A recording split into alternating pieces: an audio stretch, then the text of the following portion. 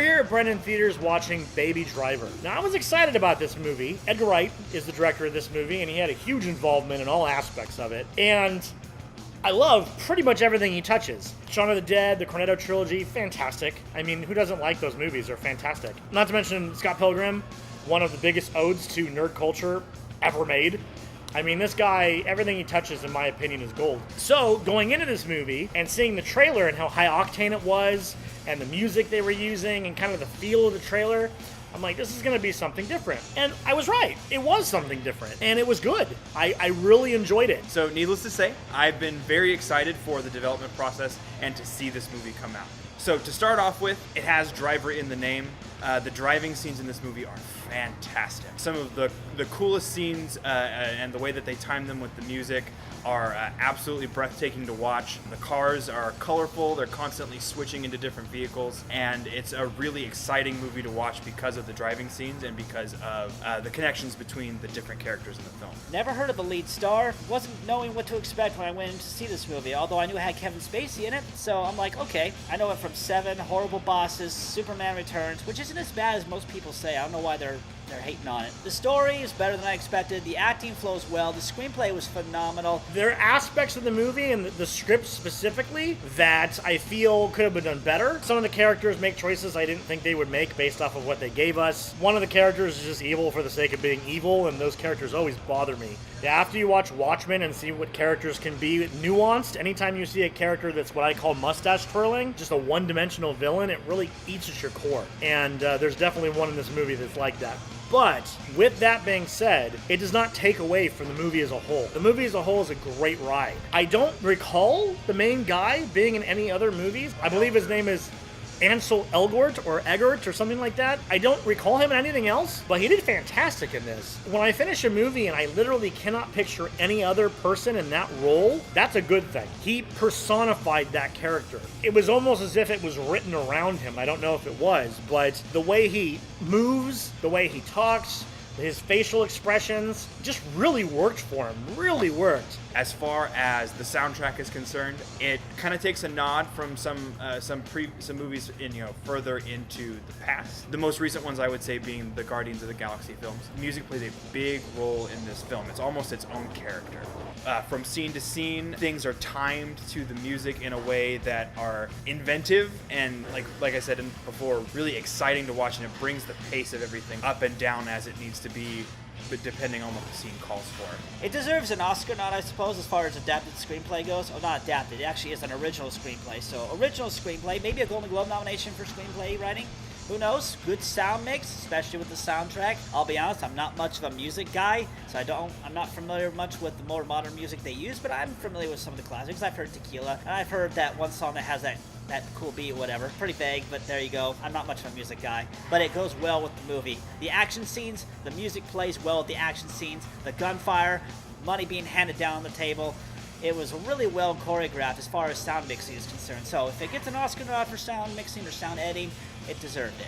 Now, when it comes to all the supporting characters, I'm not going to go through all of them because you really don't know who's going to be where in the movie until you watch it. I don't want to give that away, but I will say that there are some characters that are huge personalities. I feel that they were fun. I mean, the one that's evil for the sake of evil is not fun, he's boring, but everybody else was super fun. I liked watching what they were doing. I liked watching them interact. I liked watching how everybody interacted with Baby. Kevin Spacey's character, I enjoyed his character quite a bit. I liked the way he talked. I liked the way he presented things, the flow of his character. All of that was fantastic. The acting, overall, I would say was really well done. The character that they wrote to be, like I said, the focal point, the lead, was really well done as far as Ansel Elgort's performance. Very talented guy. I'm interested to see what he does after this point. As far as the actual storytelling is concerned, I feel like they moved things along at a really good pace. A beginning, a middle, and an end, and also all of it had some really exciting building moments, especially, like I said, cycled around music and around the driving portions of the film. When the movie's ending and the credits are rolling, I see a lot of visual names for visual effects credits, and I'm like, wow, I didn't notice anything that looked like a visual effect. A lot of the CG, there was the credits for CG, rotoscoping, 2D compositing, 3D compositing. and most likely for a lot of the car stunts, but a lot of it looked very real. Granted, some of the camera angles, it's like, I don't think they would have gotten out with an actual camera and an actual car unless it was very, very carefully planned out, or they got very lucky, which is sometimes the case in racing movies. But in this case, I think it was all planned out to the T. Some of it might have been CGI just for safety reasons, obviously. Even stuntmen and stunt people can't be put to risk to a certain extent. Now on to the big piece of the movie, what I think is the best part of this movie. I absolutely love what they did with music. So in this movie, as you saw in the trailer, he has earbuds in all the time. The reason for that is because, as they said in the trailer, he hears a ringing in his ears, so he always plays music. Well, he pretty much does everything to music. So there are scenes, which I won't give details because, man, you gotta witness these, they're amazing, that the scene is cadenced to the music. Everything that happens in the scene is to the music, and it's fantastic. It's a spectacle to behold, it's fun to experience, and it feels like you just kind of strap it at the beginning of the song. Each song that starts, you're like, where is this going to take us? And that, not only is it a great soundtrack, but it's a soundtrack that means something.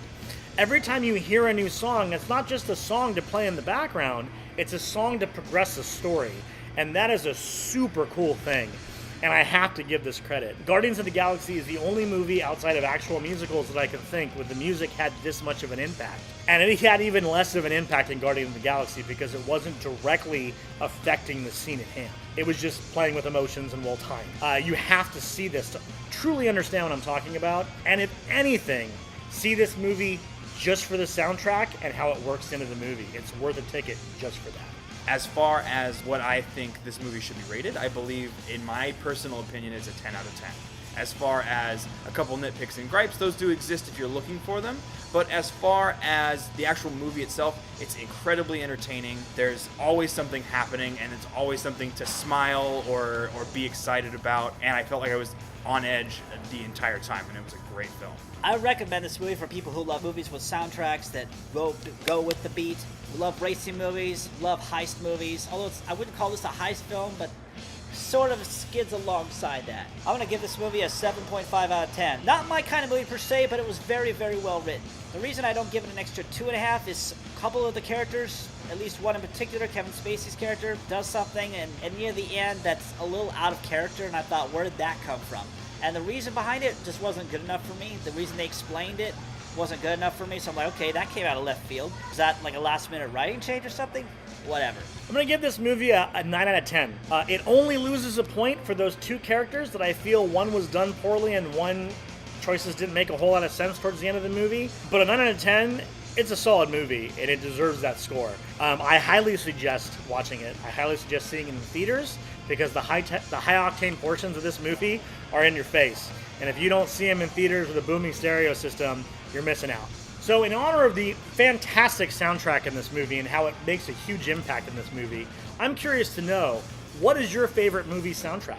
Go ahead and leave that in the comment section down below. And of course, if you haven't already, don't forget to subscribe to this channel for new movie reviews weekly, plus film projects, and some really awesome stuff coming at the end of the year that you definitely want to see. And remember, you heard it here at The Source.